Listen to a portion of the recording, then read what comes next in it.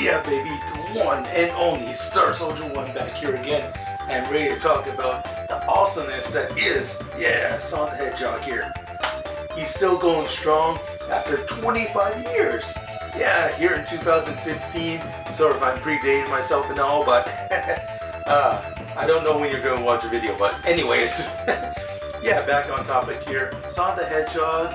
Yeah, it came out way back in 1991, and it was a huge monster hit for Sega. Everybody thinks about the Sega Genesis Sonic the Hedgehog, you know?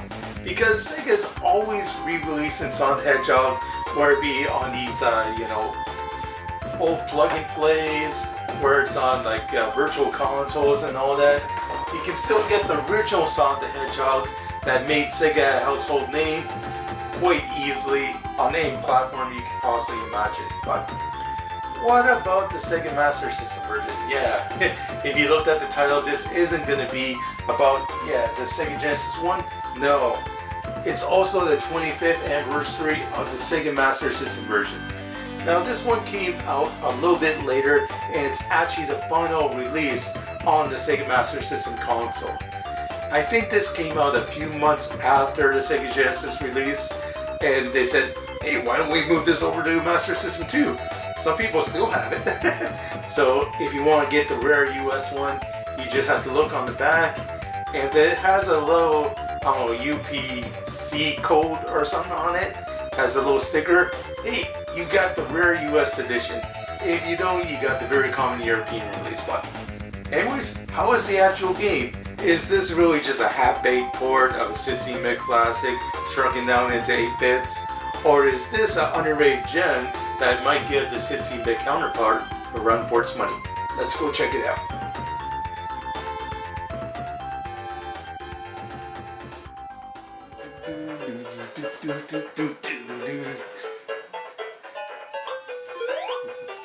Alright, as you can see, the graphics take a pretty noticeable hit. So there's the music, but the controls are there for the most part. It's still Sonic the Hedgehog. You know, you collect the ring, you're safe, but the problem with this version is, if you lose all your rings, you lose them for good. You can't get them back. Yeah, the one ring that you actually lose, it doesn't bounce around the screen like the Genesis one. Nope. You lose that ring, and you get hit again, you're pretty much a goner. So you had to go to their part level, find the magic rings, and boom, you're back to normal. But it definitely makes it much more of a challenge. Say you get out to a boss, alright, I'll just find some rings around the area, go fight the boss, take him out, and I'm good to go. But the problem is when you get to level 3, there are no rings to find in the level whatsoever. There might be hidden one-up somewhere, but no rings, so if you get hit once by Dr. Robotnik, you're a goner. Crap. So just like the Genesis game, there are 6 rounds to it with multiple stages in each. Yeah, you can go to familiar areas like the Green Hill Zone, the Labyrinth Zone, the Scrap Brain Zone, with spooky music.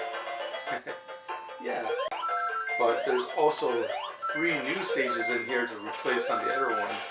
So instead of going to like Marble Zone, nope, it's now the Bridge Zone. What?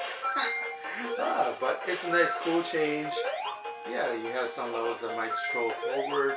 You might have some levels where you're just climbing vertically up the waterfall. It wouldn't be a Sonic the Hedgehog game without great controls, and you do get here. Sonic the Hedgehog can easily jump in the air, no problem. He can still run really fast, even outrun the screen at various points. But that's only a glitch I found in the first level. When you get later on into the game, you do have to take your time, so there is that element of strategy involved. The game even has a very cool scoring system. Instead of like going to bonus stages to get the Chaos Emerald when you beat it, no. The bonus stages are actually there to get points, one-ups, and continues if you're good enough to find them. Yeah, it works a little bit differently than the Sega Genesis one because you have to get over 50 rings, but not over 100 rings. So try figuring that out. You can still get one up if you get 100 of those magic rings, but it also resets back to 0 once you do that. So it's a trade-off.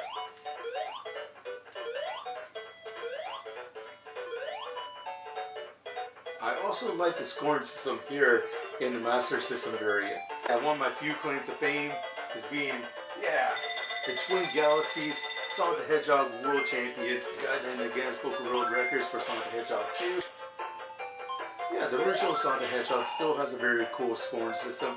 Say you find the Chaos Emerald, you go to the bonus stages. All that can accumulate to your score, which could lead to various 1-ups.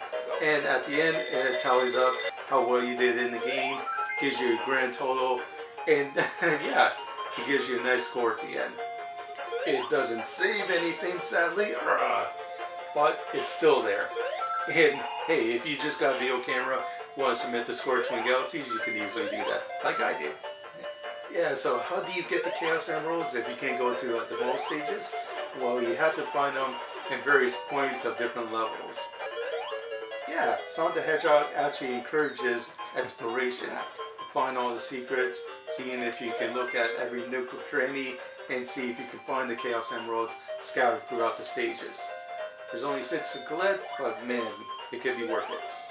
Like the Sega Genesis original, this one does have multiple endings. It changes slightly, but it's good enough. Now the graphics, they're nothing special, of course. All the parallax shown has been removed, and a lot of the finer details, yeah, that's pretty much all gone. But for a Sega Master System game, it doesn't slow down too much. The graphics are still very colorful and well defined, and the music in here, yeah. Yoshio Kazero, he did an awesome job again, creating some awesome original tunes for this Sonic game, including a lot of familiar favorites like the Green Hill Zone. Yeah, it's awesome to hear that in 8-bits. Yeah, Yoshio Kazero, you're an awesome composer. So how is it? Yeah, it's still pretty good. Easily one of the best games you can get on this old system here. It won't be easy to find unless you get the European version, but hey, definitely well worth tracking down. If you look past, the lack of presentation and the graphics and music, of course it's an 8-bit game, what you expect.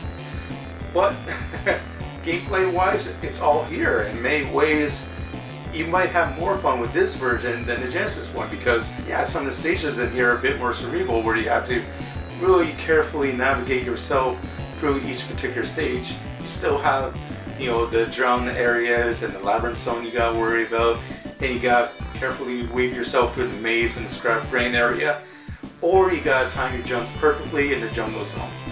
Either way, it's a very fun challenge, and that's why I give Sonic the Hedgehog here for the Sega Master System a 94 out of 100. Oh yeah, it's that good. Hey, if you got a Sega Master System, go get this right now. Alright, and that's it for me.